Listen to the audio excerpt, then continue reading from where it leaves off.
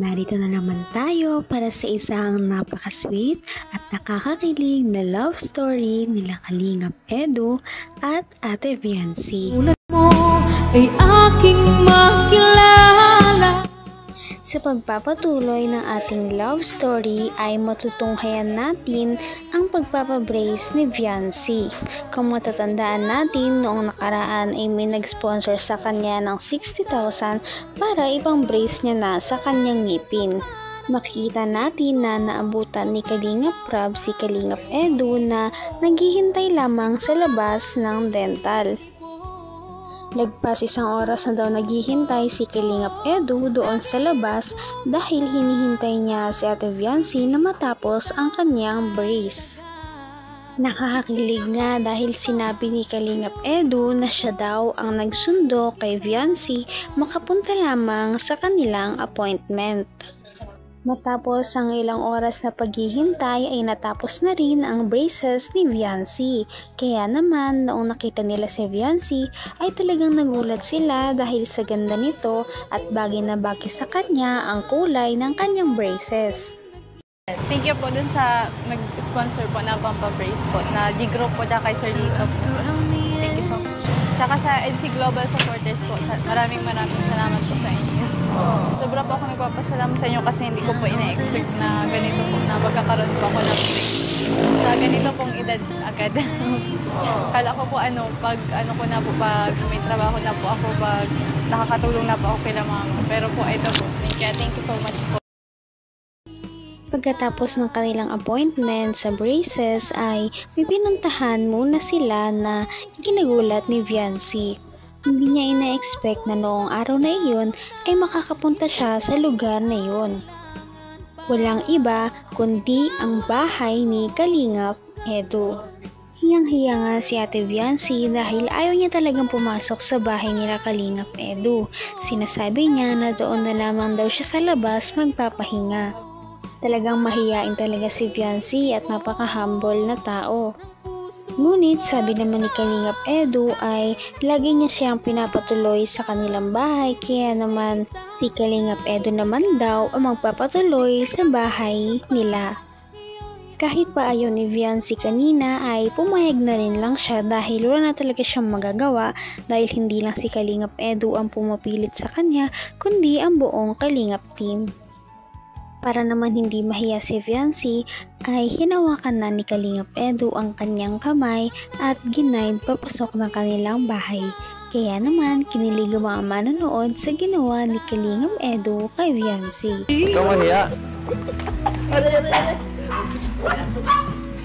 May aso dito May aso dito, malaki. Mag-iingat ka. Sige, shoot. Pasok na. Hello, Viancy. Nakita mo na siya, no? Oo, dati ko nang kilala. Ako talaga. Nakunin ko na yung Ida. Yan po. Welcome po kayo. Hello. Lahat Ida Vlogs po. Huwag kayo magulo. Mga asong to. Bilis po. Yan. Siyempre, magkapatid. Makikita natin kung gaano talaga kagalang si Viancy pagdating sa ibang tao dahil pagpasok niya pa lamang ay nag-bless na agad siya sa mama ni Kalingap Edu na nag-welcome sa kanila papasok sa bahay. Kaya naman dito natin masasabi na si Viancy ay talagang napakagalang at marespetong dalaga. Kaya naman hindi na nila ito pinatagal at pinapasok na si Viancy sa bahay nila Kalingap Edu. Ito nga ang first time na makakapunta si Viancy sa bahay nila Kalingap. Kaya naman makikita natin na talagang nahihiya pa siya at di niya alam ang gagawin. Sabihin mo ang gusto mo. Kahit ano. Okay lang po, dito lang po. Kahit ako. Joke lang. Saging. Ngatain mo lang sa gilid. Sige po. Baka di ka pa marunong yan. Marunong po. Marunong po ako magbalat. Baliktad! Saka nakakita yung saging ganyang pagbalat. Tama po. Ibang klase ka magbalat ng saging, baliktad. Okay ka lang? Ano, gusto mo lugaw? Papagawa ko kay mama. Ay, naku, hindi po. Hindi na po. Hindi siya. Nahihirapan ka eh. Ay, hindi, okay lang. Ma! Nagluto ka ng lugaw. Pambira. Pambira, hindi po. Napaka-sweet naman talaga ni Kalingap Edu dahil ngayon naman ay inaalagaan niya si Viancy sa sarili nilang bahay. Sabi niya ay bumabawi lamang daw siya kay Viancy dahil kapag sila naman ang nasa kanilang bahay ay inaalagaan din niya ang Kalingap team. Dahil alam ni Kalingap Edu kung gaano kahirap at kasakit magkaroon ng brace ay alam na alam niya kung paano niya alagaan si Viancy ngayon na bagong brace lang din siya. Maya-maya naman ay nangyari na ang pinakahihintay ng lahat dahil pinakilala na ni Kalingap Edu si Viancy sa kanyang mama. Mungga, saging o pakwan? O lahat? Wala po. Ha? Wala? Bakit wala? Ano favorite mo bukas? Yan, steak. Ano favorite mo bukas? Ano yung blend? Pinoon po. Fredo, Ha? sa akin po apple.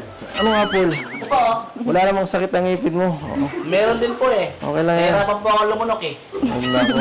Opo. Para kay Viancy ito at di siya makakain. Ay, para kay ate. So sweet naman. Sweet naman Kuya Ido ko. Yan. Diba siya? Hati na lang tayo. Ay, So yan. ikaw ang pag-ibig na binigay. Sige, para sa'yo lang yan. Tayo ito. Ha? Talaga namang napaka-effort ni Kalingap Edu sa pag-aalaga kay Viancy dahil alam niya na masakit nguyain ang saging kaya naman pinag-blender niya si Viancy ng iba't ibang prutas dahil alam niya na hindi pa kumakain si Viancy simula umaga. Makikita rin natin kung gaano ka-approve ang nanay ni Kalingap Edu kay Viancy dahil sino ba namang hindi a-approve sa kanya kung ganyan siya kabait, kahumble at kasipag dahil alam din nila na nanonood ng vlog ang nanay ni Kalingap Edu sa kanilang serye. Kaya naman kilala ng mama ni Kalingap Edu si Viancy at ang kanyang mga ugali. Talaga namang kahit nandyan ang mama ni Kalingap Edu ay hindi talaga siya nahihiya na ipakita kay Viancy kung gaano ka-special ang dalaga para sa kanya.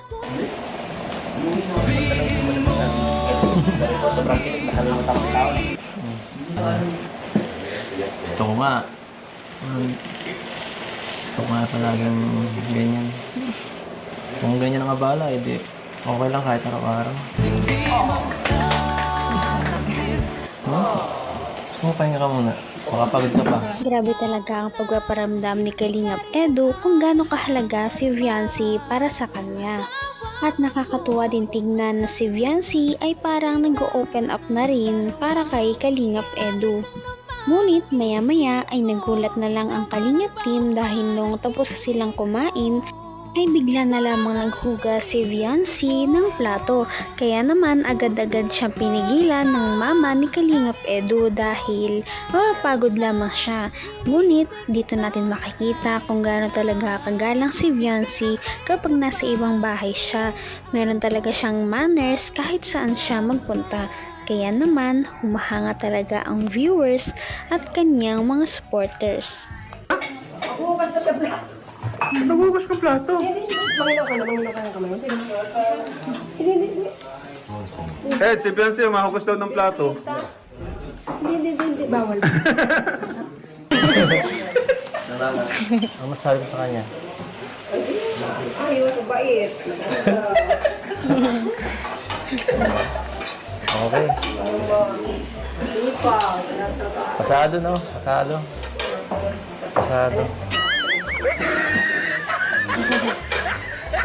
Okay. Mukhang pasado eh. Naitulungan ko po muna kayo. Mamaya na po kayo. Tutulungan ko. Ay, hindi. Sabi niya bahala. Hindi ka naman ganun. Hindi. May ba't hindi mo naman. Halika na. Mamaya. Sa sobrang bait at sipag nga ni Ate Viancy ay wala na talagang masasabi sa kanya ang mama ni Kalingap Edu. Maya-maya ay napilit din nila si Viancy na magpahinga na lamang. Kaya naman, cue na iyon para ipasok ni Kalingap Edu ang kanyang surprise para kay Viancy dahil iyon pala ay kanilang araw ng monthsary. Napakadaming binigay ni Kalingap Edu na flowers para kay Viancy at nagpaabot din ang kanyang mga supporters ng mga cake. Anong tingin yan? Flowers for you. Ano po meron? Anong meron? Sakit naman nun. Happy 3rd monthsary. Hindi mo alam. Okay, grabe. Remote mo na agad.